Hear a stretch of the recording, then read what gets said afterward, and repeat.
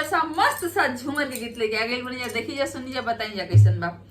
कहवा रहला बए मानऊ आजू के रातिया, कहवा रहला बए मानऊ आजू के रातिया, कहवा रहला मोरे बलमू आजू के रातिया, कहवा रहला मोरे बलमू आजू के रातिया।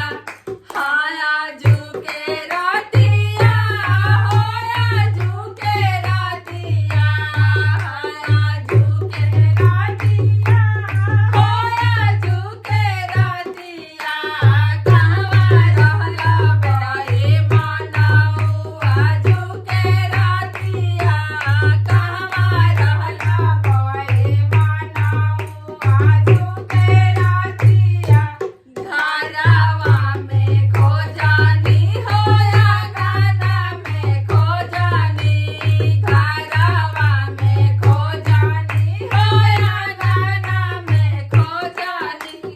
कहवा बिछा के तू सुतेला खटिया, रे कहवा बिछा के तू सुतेला खटिया, कहवा रहला बए मानऊ आजू के रातिया, कहवा रहला मोरे बलमू आजू के रातिया, कहवा रहला मोरे मानऊ आजू के रातिया।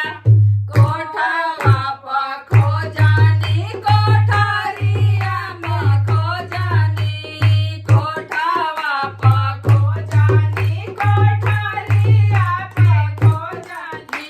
कहवा सुतेला तू लेके ताकिया, रे कहवा सुतेला तू लेके ताकिया, कहवा रहला मोरे राजाऊ आजू के रातिया, कहवा रहला मोरे राजाऊ आजू के रातिया।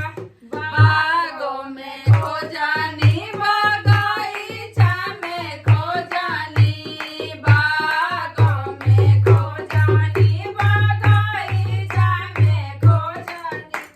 कहवा सुतेला तू गिरा के खटिया, रे कहवा सुतेला तू गिरा के खटिया, कहवा रहला मोरे बलमू आजू के रातिया, कहवा रहला मोरे बलमू आजू के रातिया, कहवा रहला बए मानऊ आजू के रातिया।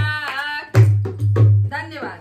गाना कैसन लागल कमेंट में बताई जा, और वीडियो बनाए बनी जा, पहली बार हमनी के देखा तो नहीं जा तो सब्सक्राइब के बटन जरूर दबाई जा, और हमनी के वीडियो के साथे साथे लाइक भी कर दी जा, शेयर भी कर दी जा। धन्यवाद।